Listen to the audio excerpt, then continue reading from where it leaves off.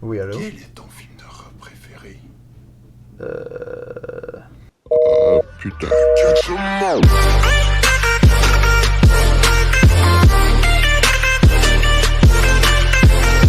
Hello tout le monde, ici It's Master FM It's. On se trouve sur ma chaîne pour une deuxième vidéo analyse et théorie sur le film Scream. Hier, il est sorti le dernier trailer avant sa sortie officielle. Fait que ça m'a donné le goût de faire une deuxième vidéo, mais avec toutes les bandes annonces rassemblées. Fait que je vais donner des points intéressants, puis j'ai hâte d'avoir vos avis sur ce que je vais dire. Deuxième trailer, on voit Sidney faire un jogging avec une poussette. Il semblerait que Sidney aurait un bébé maintenant dans sa vie. J'espère que le père, c'est mon opinion, j'aimerais ça que le père soit nul autre que Mark Kincaid, l'inspecteur dans Scream 3. L'inspecteur qui montrait de l'intérêt dans Scream 3 pour Sidney. Même à la fin, il est présent chez Sidney pour écouter un film avec Gail, Dewey en gang. Peut-être c'était un début de relation entre Sidney et Mark, mais si c'est lui, ça me ferait vraiment plaisir. Quel est le sort de Mindy Mix?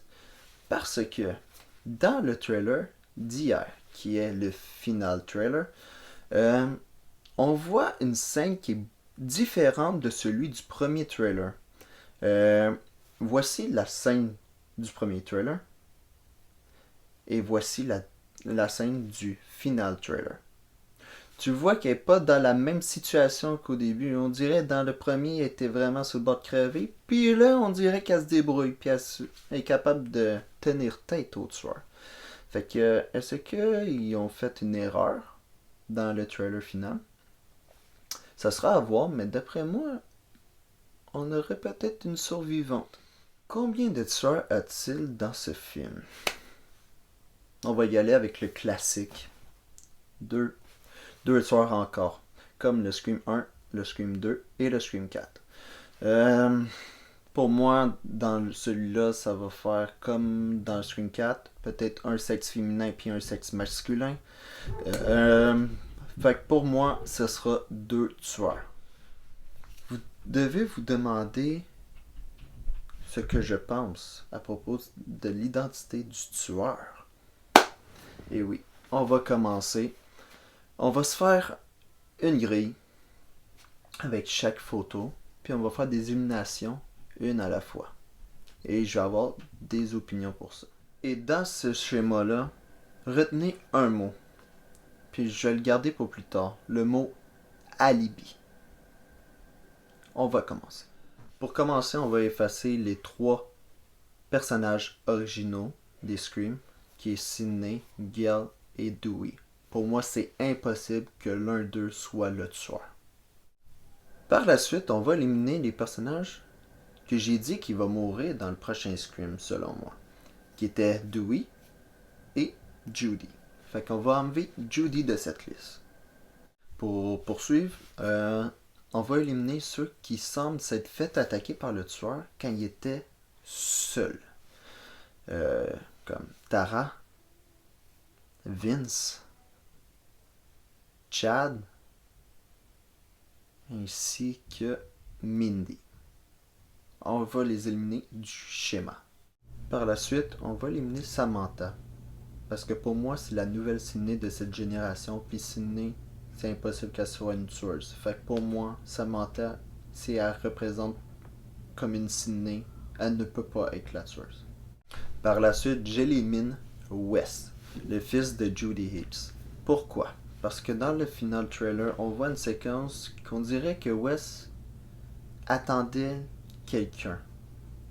Il a entendu du bruit. Fait que d'après moi, il va se faire tuer. Après, Judy a sûrement reçu un appel du tueur, fait une crise, prend le char en direction de chez elle. C'est là Judy va mourir. Mais Wes sera déjà mort à ce moment-là. Je pense que je peux mentionner maintenant le tueur du côté masculin. Richie Kirch. Richie Koch, on s'entend que dans la scène de l'hôpital, dans les trailers, on s'entend qu'il y a 3 personnages. Dewey, Samantha et Richie. À un moment donné, on entend Samantha dire « Attention derrière toi ». Richie se retourne puis son premier geste, sa première action qu'il fait, c'est il se protège au lieu de se décoller. Pourquoi tu te protèges? C'est là que je sors le mot alibi. En se protégeant, il va se faire sûrement couper au bras par le tueur. S'il s'est fait agresser par le tueur directement devant Samantha, Samantha va croire que Richie est innocent. Elle va dire, Chris, il fait pas partie des tueurs. Parce qu'il s'est fait attaquer. Juste parce qu'il s'est fait couper au bras. Un peu comme à Jill dans Scream 4. Jill, à un moment donné, elle parle avec Sidney, le tueur tombe derrière, coupe le bras de Jill. Et pourtant, au final, Jill était la tueuse. Fait que Jill a créé un style d'alibi pour s'innocenter de toutes les autres parce qu'elle s'est fait attaquer par le tueur. Fait que Richie, c'est la même affaire. C'est là qu'il a créé... Je m'excuse. C'est là qu'il a créé son alibi pour s'innocenter de toutes les autres. Fait qu'il reste 2 filles. Liv et Amber. Pour l'instant, je peux pas dire entre les deux ce serait qui. Parce que il y a vraiment pas beaucoup de scènes des deux dans les trailers. Amber qui écrit à Tara au début, mais que c'est pas elle. Qui a Liv qui est comme sur un GPS quand Chad essaye de la trouver, qui est derrière Chad. Fait que là, ça embrouille mes indices pour savoir c'est qui entre ces deux-là qui pourrait être le potentiel tueur du côté féminin. On va finir sur 4 questions que je vais vous poser directement à vous. À vous de répondre en commentaire pour que j'aille vos opinions. Ça serait vraiment intéressant de pouvoir argumenter puis donner son propre opinion. Première question. Pourquoi le tueur n'a pas tué Tara au début? Deuxième question. Quel est le secret de Samantha? Troisième question. Combien y a-t-il de tueurs selon vous? Et quatrième question. Qui sont le ou les tueurs selon vous? Si sur ce conclut cette vidéo, n'hésitez pas à liker, à commenter puis à vous abonner à ma chaîne pour de futures vidéos. J'espère que le contenu vous aura plu. Pour l'instant, la vidéo critique n'arrivera pas tout de suite parce qu'au Canada, les cinémas sont fermés. Je ne peux pas voir Scream à la journée même de sortie. Il faudra que j'attende. Puis aussitôt que je l'ai vu, je vous ferai une critique. Pour l'instant, j'essaie d'éviter le plus de spoil possible. Pour l'instant, j'en ai pas vu. Merci. Sur ça, portez-vous bien à tout le monde.